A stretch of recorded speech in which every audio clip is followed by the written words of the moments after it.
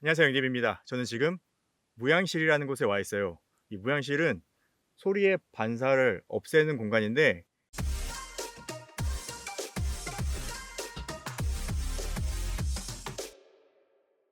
안녕하세요. 영립입니다. 오늘은 스피커를 준비했어요. 정말 엄청난 스피커를 발견했어요. 기능이 진짜 엄청나서 오늘 영상이 얼마나 길어질지 걱정이 됩니다.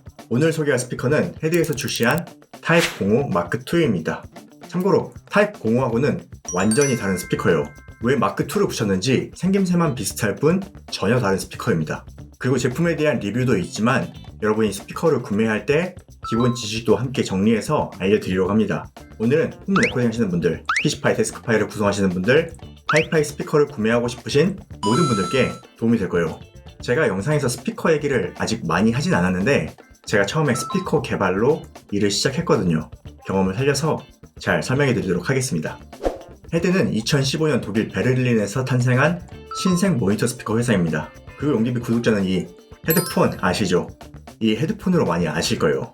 헤드는 하인즈 일렉트로 다이나믹 디자인의 약자예요. 하인즈는 창업자 이름 클라우스 하인즈를 따서 만들었어요. 그런데 이 스피커 디자인 많이 익숙하지 않나요? 맞습니다. 엑스알트 트위터를 탑재한 아담 오디오가 생각나는 제품이죠. 디자인이 좀 많이 비슷한 것 같아요. 그런데 디자인이 비슷한 이유가 있어요. 잠깐 아담 오디오에 대해서 얘기를 해드릴게요. 이 역사가 굉장히 중요하거든요.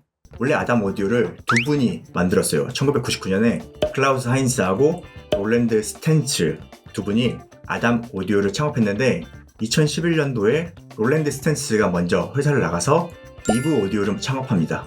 아담에서 이브가 나왔죠. 제가 생각할 때 뭔가 내부에서 분열이 좀 있었을 것 같아요. 여러분 이래서 동업하지 말라고 하는 거예요. 그리고 클라우스 하인스가 2015년에 이 헤드를 설립합니다. 아담 오디오는 지분 다 정리하고 현재는 포커스라이트 그룹에서 브랜드를 인수해서 운영한다고 해요. 스피커 업계에는 이런 브랜드가 굉장히 많이 있습니다. 제임스 B 랜싱 아시죠? 엄청난 스피커 엔지니어예요. 이분이 알텍 랜싱에서 개발한 제품도 사랑받고 있지만 결국에는 JBL을 설립해서 더 좋은 스피커를 만들었죠. 그리고 마크 레빈슨도 브랜드는 그대로 있지만 실제 창업자이자 엔지니어인 마크 레빈슨은 마크 레빈슨에서 쫓겨났어요. 그 이후에 첼로 오디오, 다음에 레드로드 뮤직을 만들었어요. 그러니까 이제 아는 사람들은 마크 레빈슨이라는 브랜드보다 마크 레빈슨이 만든 레드로드 뮤직 제품을 더 좋아합니다. 그러니까 중요한 거는 브랜드보다 어떤 엔지니어가 제품 개발을 하는지를 보셔야 한다는 거예요. 여러분 혹시 밀폐형 스피커 경험해 보신 분이 계실까요? 대표적인 밀폐형 스피커는 ATC, 프로악 이런 스피커가 있는데 소리가 정말 단단하고 깔끔합니다. 잘 만들어진 밀폐형 스피커는 음량이 작아도 분리도가 높아요. 정의감이 좋은 거죠. 그리고 소리가 맑고 명료합니다. 정말 이 밀폐형만의 매력이 있어요. 특히나 작은 공간에서 니어필드로 음악 감상하기에 정말 좋은 형태예요. 요즘에는 드라이버 설계 기술이 좋아져서 괜찮은 밀폐형도 있는데 밀폐형을 선뜻 고르기가 쉽진 않아요. 왜냐면 좋은 밀폐형은 가격도 비싼데 앰프 매칭도 쉽지 않거든요. 밀폐형은 힘이 좋은 앰프하고 매칭해야지 제대로 된 소리가 나거든요. 이런 작은 형태를 북쉘프라고 하는데 이런 사이즈는 대부분 베이스 리플렉스 타입 스피커예요.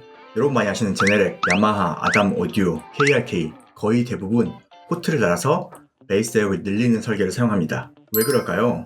이 두 케이스 차이를 설명해 드릴게요. 먼저 스피커에 인클로저가 있는 이유부터 설명해 드릴게요. 여기 스피커 단면이 있어요. 스피커는 여기 진동판으로 움직여서 소리를 만드는데 스피커만 있으면 앞에서 나는 소리하고 뒤에서 나는 소리가 중첩이 되면서 소리가 없어집니다. 저음이 없어지는 거죠.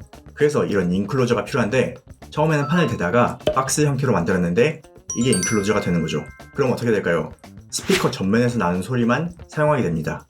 즉 50%의 소리만 듣는 거죠. 그리고 이 밀폐형은 내부 공기가 갇혀 있어서 스피커가 움직일 때 스피커 진동을 억제해서 인클로저가 작으면 저음 재생이 잘 안되고 또 앰프 출력이 강해야지 소리를 제대로 만들어줄 수 있어요. 그래서 만든 것이 이런 포트예요. 헬몰츠 공명기 원리를 이용한 것인데 스피커 앞에서 나는 소리가 있고 뒤에서 나는 소리가 있잖아요. 뒤에서 나는 소리를 반사시켜서 위상 반전을 시켜줍니다. 그렇게 돌아온 소리가 앞에 나는 소리와 더해져서 낮은 저음을 더 크게 만들어주는 것이죠. 이런 형태를 베이스 리플렉스라고 합니다. 덕트형, 포트형 같은 용어도 같은 의미라고 보시면 돼요. 그리고 공기가 통하잖아요. 그럼 스피커 드라이버에 댐핑이 안 걸려서 스피커가 진동을 원활하게 하기 때문에 앰프 출력이 작아도 됩니다.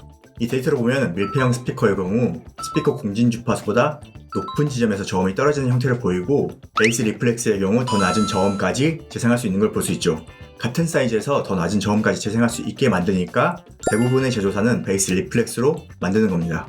그리고 실제 소비자도 그걸 원해요. 작은 사이즈지만 더 낮은 저음을 듣기 원하죠. 그래서 이런 작은 사이즈 제품은 대부분 베이스 리플렉스입니다. 여러분, 그런데 여기서 중요한 것이 있어요. PC5 용도로 사용하는 라이트 유저에게 드리는 팁입니다. 같은 베이스 리플렉스형인데 이렇게 포트가 앞에 있는 스피커가 있고 포트가 뒤에 있는 스피커가 있습니다. 여러분은 집에서 PC5나 홈 레코딩 용도로 사용하려는데 어떤 제품을 사야 할까요?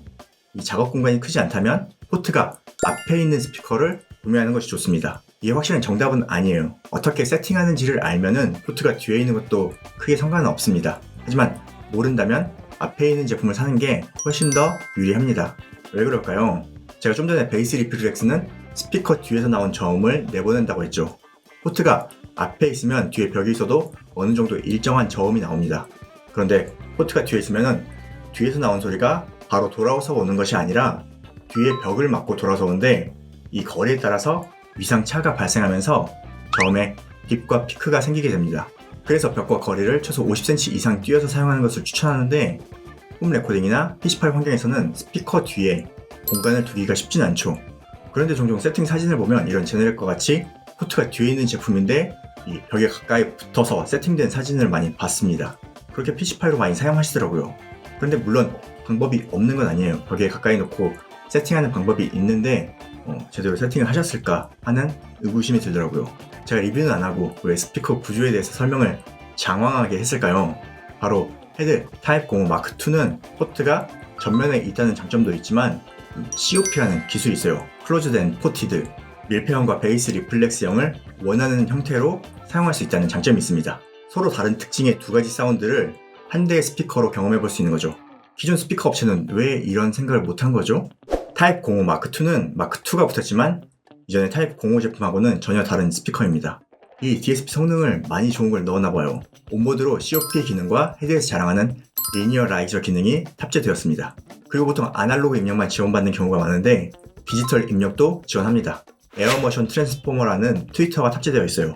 AMT 트위터는 이렇게 손으로 접어서 만들더라고요.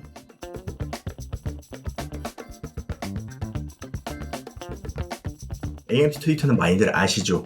아담과 이브도 사용하는 트위터라 다이나믹 드라이버보다 고음이 잘 나온다는 건 아실 거예요. 성능은 이따 측정해서 다시 알려드릴게요. 그리고 밀폐형은 출력 좋은 앰프가 있어야 한다고 했는데 이 타입 05 마크2는 100W급 아이스 파워 앰프가 2개 바이앰핑으로 탑재되어 있습니다. 이 트위터하고 우퍼에 각각 100W급 앰프를 따로 달아놓은 거죠. 참고로 같은 사이즈 제네렉은 50W 앰프가 바이로 내장되어 있습니다. 자, 이번엔 측정을 통해서 스피커 성능을 확인해 보겠습니다. 이 아담도 그렇고 헤드도 그렇고 이상하게 측정 데이터가 공개가 안 되어 있더라고요. 특히 이런 헤드 같은 신생 회사는 더 궁금한데 말이죠. 그래서 제가 이번에 무향실을 빌렸습니다. 무향실에 가서 제가 직접 측정해 봤어요. 그리고 비교 제품이 있으면 여러분이 이해하기가 더 쉬울 거예요. 비교 제품은 이 뒤에 보이는 제네렉 8030C입니다. 아주 유명한 제품이죠. 두 제품 다 5인치라고 보면 되는데 인클로저 크기는 제네렉이 좀 더 작은데 드라이버는 제네렉이 조금 더 큽니다. 타입 05 마크2가 아담의 A5X보다 인클로저가 살짝 큰데 아마도 밀폐형 사운드를 만들기 위해서 조금 더 키우지 않았나 생각해 봅니다. 그리고 중요한 가격을 먼저 얘기해 드려야죠. 타입 05 마크2는 통당 가격이 109만원, 한 주에 210만원이고요. 화이트는 조금 더 비싸요. 그리고 8030C는 통당 96만원, 한 주에 192만원입니다. 비슷한 가격대죠? 측정 조건에 대해서 설명해 드릴게요. 항상 얘기하지만 측정 데이터만 보여드리는 건 의미 없습니다. 측정 조건을 명확하게 알려드려야 진짜 측정 데이터입니다. 일반적으로 업계에서 스피커 주파수 특성을 측정할 때 1m 거리에서 1W 파워를 입력하고 측정합니다. 하지만 액티브 스피커는 1W를 정확하게 확인할 수 없어서 보통은 1kHz 94dB이 나오도록 레벨을 맞추고 측정해요. 하지만 혹시 모르니까 레벨 테스트를 먼저 해보겠습니다. 제네렉 8030C 입력을 0dB로 측정한 상태에서 입력 전압 대비 출력 레벨을 확인한 그래프입니다. 보통 소스 기기들 아날로그 출력 전압이 1V 정도 나오거든요. 그래서 액티브 스피커도 1.2에서 1.4V는 안정적으로 받을 수 있게 만드는데 오늘 준비한 8030C는 1V가 들어가기도 전에 레벨이 꺾였습니다. 이건 앰프에서 문제가 생겼다라고 볼 수 있어요. THD 그래프를 보면 아까 꺾인 자리에서 급격히 올라가는 것을 볼 수 있죠. 이럴 경우 900mV 이상 입력이 들어가면 좋지 않습니다. 즉 소스 기기에서 풀볼륨을 사용하면 안 된다는 거예요. 다시 레벨을 보면 스펙상 숏텀 맥스 SPL이 104dB이 넘는다고 되어 있는데 이거 104dB이 안 나오죠. 참고하시기 바랍니다. 다음 타입 05 마크2는 어떨까요? 타입 05 마크2는 기본 레벨이 상당히 낮은 편입니다. 0dB로 측정하면 2V를 입력해도 90dB이 조금 넘네요. 여기서 인풋 감도를 플러스 4dB로 측정하면 빨간색 그래프입니다. 그래도 낮아서 볼륨을 플러스 6dB로 올렸어요. 이때는 100dB이 넘었죠? 그리고 꺾인 구간은 없습니다. 그리고 THD 그래프를 보면 2V 입력으로 100dB이 넘어도 THD는 0.4% 이하입니다. 어디 튀는 구간이 없죠? 어떤 시스템에서 구성해도 안정적으로 사용할 수 있다는 얘기예요.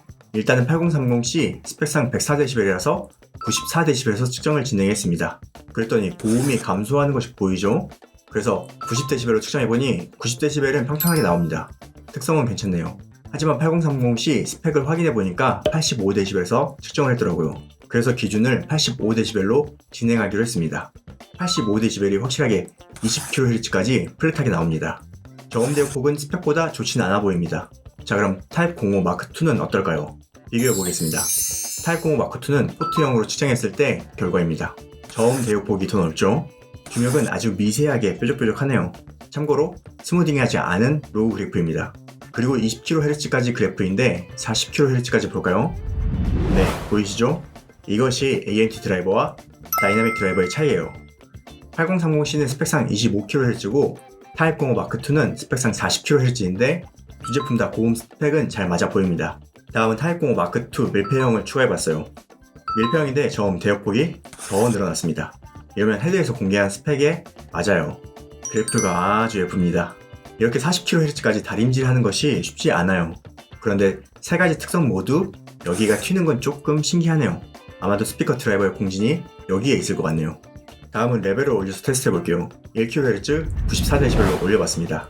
8030C는 중역이 살짝 올라가고 타입 05 마크2는 전체적으로 플랫합니다. 고역이 아주 인상적이죠? 조금 더 올려보겠습니다. 1kHz 98dB입니다. 제네렉 8030C는 여기 중역만 올라가죠? 타입 05 마크2는 중역과 고역이 같이 올라갑니다만 여기 저음은 올라가지 못하네요. 5인치와 밀폐형의 한계인 듯 합니다. 참고로 베이스 리플렉스로 만들면 여기 저음이 더 올라갑니다. 자세한 추가 데이터는 영디비 사이트에서 확인해주세요. 아니 헤드는 이렇게 제품을 잘 만들어 놓고 왜 데이터 공개를 안 했을까요? 아무런 관련 없는 제가 측정해도 이 정도 나오는데 말이죠. 이번에는 두 스피커 비교 청음을 진행하겠습니다. 먼저 이 스피커 세팅 환경을 설명해 드릴게요. 스피커는 스피커도 중요하지만 어떻게 설치를 했는지도 중요하거든요. 지금 보시는 이 촬영실에서 진행했습니다. 여기 뒤에 있는 흡음재는 4cm 정도 두께의 흡음재예요. 하지만 이 흡음재는 고음만 조금 흡음할 뿐 중역하고 저음에는 큰 효과가 없는 제품입니다. 일반적인 방보다 고음 반사만 조금 적을 뿐 큰 차이가 나진 않습니다. 스피커는 모니터 양쪽으로 설치했고 아래 스피커를 놓고 귀 높이를 맞췄어요. 그리고 뒤 벽에서 약 15cm 정도 떨어진 정도로 설치를 했습니다. 벽하고 더 멀어지면 좋겠지만 많이들 이렇게 설치할 거라 생각해서 비슷하게 맞춰봤어요. 이렇게 되면 고음은 조금 내려가고 저음은 증가된 웜틸트 사운드가 될 겁니다. 그리고 이 헤드 타입 05 마크2는 이렇게 밀폐형 사운드를 조금 느껴보시게 밀폐형으로 세팅했습니다. 이 상태에서 녹음을 진행했어요. 두 제품 비교해서 들어보세요.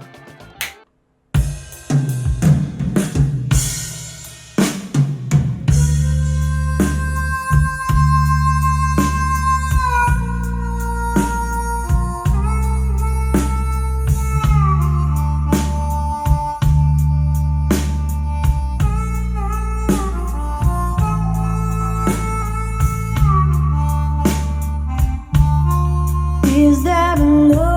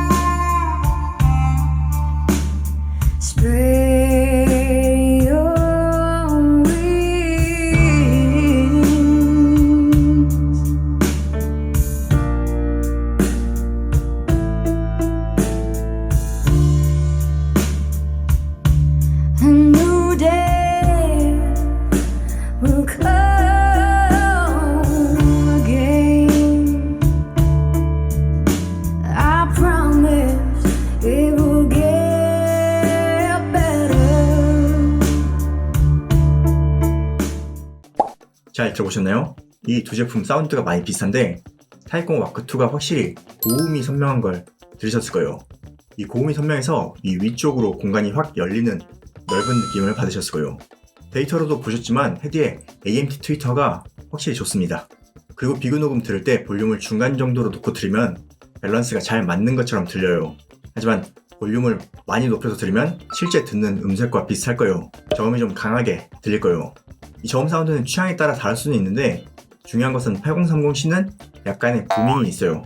뒤 벽이 가까워서 저음이 살짝 많았고 헤드도 저음이 조금 많게 들리는데 그나마 제네릭보단 밸런스가 맞는 느낌이에요.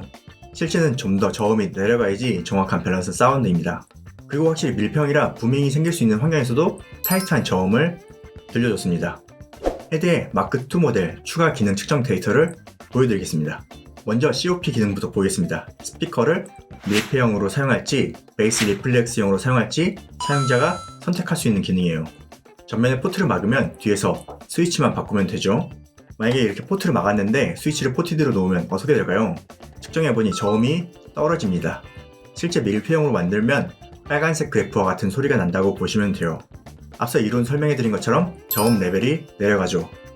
스위치를 클로즈드로 변경하면 이렇게 플랫한 저음을 만들 수 있습니다.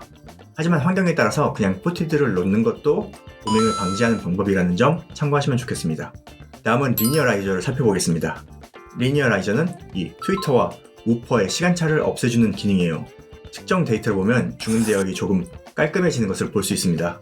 그룹 딜레이도 중고음이 조금 느려지는 것을 확인해 볼 수 있었는데요.